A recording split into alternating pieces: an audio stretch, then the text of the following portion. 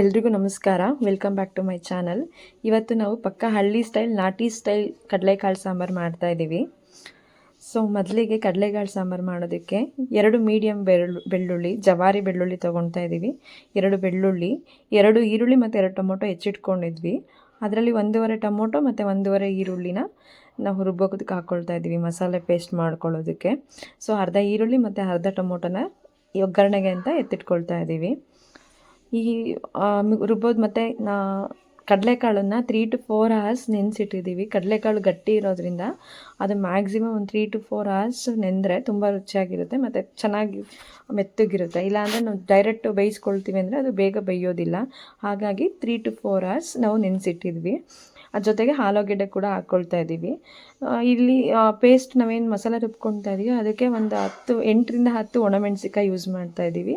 ಖಾರದ ಪುಡಿ ಯೂಸ್ ಮಾಡೋರು ಆಪ್ಷನಲ್ ಯೂಸ್ ಮಾಡ್ಕೋಬೋದು, ಬಟ್ ಒಣಮೆಣ್ಸಿಕಾಯಿ ತುಂಬ ರುಚಿ ಕೊಡುತ್ತೆ ಮತ್ತು ಹಳ್ಳಿ ಸ್ಟೈಲಲ್ಲೂ ಕೂಡ ಸಾಂಬಾರು ಚೆನ್ನಾಗಿರುತ್ತೆ, ಸ್ಪೈಸಿಯಾಗಿ ಚೆನ್ನಾಗಿರುತ್ತೆ.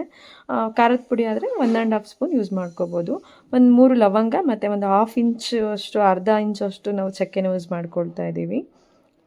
1/4 ಕಟ್ಟು ಕೊತ್ತಂಬರಿ ಸೊಪ್ಪನ್ನು ಹಾಕ್ಕೊಳ್ತಾ ಇದ್ದೀವಿ. ಇಲ್ಲಿಗೆ ಕೊತ್ತಂಬರಿ ಬೇಕಿದ್ರೆ ನೀವು ಸ್ಕಿಪ್ ಮಾಡ್ಕೋಬೋದು, ಬಟ್ ನಿಮ್ಗೆ ರುಚಿಯಾಗಿ ತಕ್ಕೋಗೆ ಹಾಕ್ಕೋಬೋದು. ಕೊತ್ತಂಬರಿ ಒಂದು 1/4 ಕಟ್ಟು ಹಾಕ್ಕೊಳ್ತಾ ಇದ್ದೀವಿ.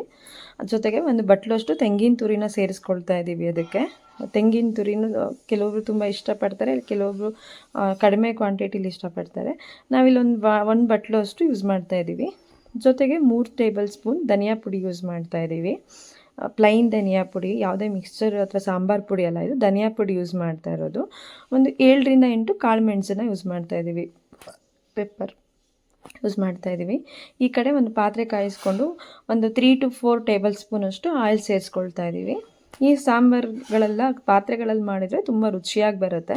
ಸೊ ಪಾತ್ರೆಯಲ್ಲಾದರೆ ಚೆನ್ನಾಗಿ ಕುದ್ದು ಅದು ಚೆನ್ನಾಗಿ ಮಿಕ್ಸ್ ಆಗೋದ್ರಿಂದ ರುಚಿ ಬರುತ್ತೆ ಕುಕ್ಕರಿಗೆ ಕಂಪೇರ್ ಮಾಡಿದರೆ. ಸೊ ಆ ಕಡೆ ಮಸಾಲೆನ ಅಮ್ಮ ರುಬ್ಕೊಡ್ತಾ ಇದ್ದಾರೆ, ನಾನು ಈ ಕಡೆ ಒಗ್ಗರಣೆಗೆ ಅಂತ ಪಾತ್ರೆಗೆ ಎಣ್ಣೆ ಕಾಯಿಸ್ಕೊಳ್ತಾ ಇದ್ದೀನಿ. ಎಣ್ಣೆಗೆ ಒಂದು ಅರ್ಧ ಈರುಳ್ಳಿ ಮತ್ತು ಅರ್ಧ ಟೊಮೊಟೊ ಒಗ್ಗರಣೆಗೆ ಅಂತ ಎತ್ತಿಟ್ಕೊಂಡಿರೋದನ್ನು ಸೇರಿಸ್ಕೊಂಡು ಸ್ವಲ್ಪ ಬಾಡಿಸ್ಕೋಬೇಕು, ಒಂದು ಗೋಲ್ಡನ್ ಫ್ರೈ ಮಾಡ್ಕೋಬೇಕು. ಈರುಳ್ಳಿ ಸ್ವಲ್ಪ ಚೆನ್ನಾಗಿ ಫ್ರೈ ಆದಮೇಲೆ ಅದಕ್ಕೆ ನಾವು ಎತ್ತಿಟ್ಕೊಂಡಿರುವಂತಹ ಕಾಳು ಮತ್ತು ಆಲೂಗೆಡ್ಡೆ ಏನು ಎತ್ತಿಟ್ಕೊಂಡಿದ್ದೀವಿ ಅದನ್ನು ಸೇರಿಸ್ಕೋಬೇಕು. ಅದು ಡೈರೆಕ್ಟ್ ನಾವು ಒಗ್ಗರಣೆಗೆ ಕಾಳು ಮತ್ತು ತರಕಾರಿಗಳನ್ನು ಹಾಕೋದ್ರಿಂದ ತುಂಬ ಒಳ್ಳೆಯದು, ತುಂಬ ಚೆನ್ನಾಗಿ ಟೇಸ್ಟ್ ಕೊಡುತ್ತೆ. ಅದು ಎಣ್ಣೆ ಮತ್ತು ಖಾರ ಮತ್ತು ಉಪ್ಪು ಎಲ್ಲನೂ ಅದಕ್ಕೆ ಚೆನ್ನಾಗಿ ಹಿಡಿಯುತ್ತೆ. ಹಾಗಾದಾಗ ಅದು ತುಂಬ ಚೆನ್ನಾಗಿ ಕಾಳು ಸಾರು ಟೇಸ್ಟ್ ಕೊಡುತ್ತೆ, ಎಸ್ಪೆಷಲಿ ಕಾಳು ಸಾರುಗಳು. ಆ ಕಾಳು ಮತ್ತು ಆಲೂಗೆಡ್ಡೆನ ಸೇರಿಸ್ಕೊಂಡು ಒಂದು 5 to 10 minutes ಫ್ರೈ ಮಾಡ್ಕೋಬೇಕು. ಅದಕ್ಕೆ ಒಂದು ಸ್ಪೂನಷ್ಟು ಉಪ್ಪನ್ನ ಸೇರಿಸ್ಕೊಳ್ತಾ ಇದ್ದೀವಿ. ಆವಾಗ ಚೆನ್ನಾಗಿ ಉಪ್ಪು ಹಿಡಿಯುತ್ತೆ ಕಾಳು ಮತ್ತು ತರಕಾರಿಗೆ. ಇದಕ್ಕೆ ಬದನೆಕಾಯಿ ಹಾಕ್ಕೊಂಡ್ರು ಕೂಡ ಚೆನ್ನಾಗಿರುತ್ತೆ ಟೇಸ್ಟು, ಬಟ್ ನಮ್ಮ ಮನೇಲಿ ಬದನೆಕಾಯಿ ಸ್ವಲ್ಪ ಹೇಟೆಡ್, ಹಾಗಾಗಿ ನಾವು ತಿನ್ನಲ್ಲ. ಸ್ವಲ್ಪ ಒಂದು 1/4 ಟೇಬಲ್ ಸ್ಪೂನಷ್ಟು ಅರಿಶಿನ ಸೇರಿಸ್ಕೊಳ್ತಾ ಇದ್ದೀವಿ. ಅರಿಶಿನ ಆಂಟಿಸೆಪ್ಟಿಕ್ ಅಂಶ ಇರೋದ್ರಿಂದ ತುಂಬ ಒಳ್ಳೆಯದು ಆರೋಗ್ಯಕ್ಕೆ. ಸೊ ನಾವೆಲ್ಲ ಅಡುಗೆಗೂ ಕೂಡ ಅರಿಶಿನ ಬಳಸ್ತೀವಿ.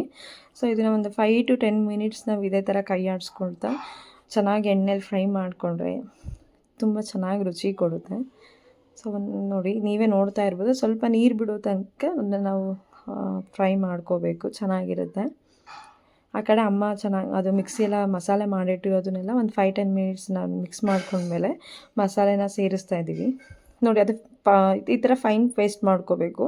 ತರಿ ರುಬ್ಬೋದಕ್ಕಿಂತ ಯಾವುದೇ ಸಾಂಬಾರುಗಳಿಗಾಗಲಿ ಈ ಥರ ಫೈನ್ ಪೇಸ್ಟ್ ಮಾಡಿಕೊಂಡಾಗ ತುಂಬ ರುಚಿ ಕೊಡುತ್ತೆ ಯಾವುದೇ ಸಾಂಬಾರಾದ್ರೂ.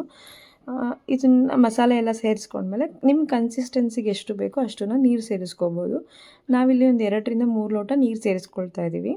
ನಾವು ಯಾಕೆಂದರೆ ಇದು ಮುದ್ದೆಗೂ ಚೆನ್ನಾಗಿರುತ್ತೆ ಮತ್ತು ರೊಟ್ಟಿ ಇಲ್ಲ ಚಪಾತಿಗೂ ಕೂಡ ಚೆನ್ನಾಗಿರುತ್ತೆ ಈ ಸಾಂಬಾರು. ನಾವಿಲ್ಲಿ ಒಂದು 2ರಿಂದ 3 ಲೋಟ ನೀರು ಸೇರಿಸ್ಕೊಂಡ್ವಿ.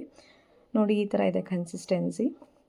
ಇದು ಕಾಳು ಮತ್ತು ಆಲೂಗೆಡ್ಡೆ ಬೇಯೋವರೆಗೂ ಒಂದು 15 to 20 minutesಲ್ಲಿ ಸಾಂಬಾರು ರೆಡಿ ಆಗುತ್ತೆ. ಚೆನ್ನಾಗಿ ಕುದಿಸ್ಕೋಬೇಕು. ಫೈನಲಿ ಕಡಲೆಕಾಳು ಮತ್ತು ಆಲೂಗೆಡ್ಡೆ sambar ready to eat. Try ಮಾಡಿ ನೋಡಿ, ತುಂಬ ಚೆನ್ನಾಗಿರುತ್ತೆ. ಎಲ್ಲರಿಗೂ ಧನ್ಯವಾದಗಳು.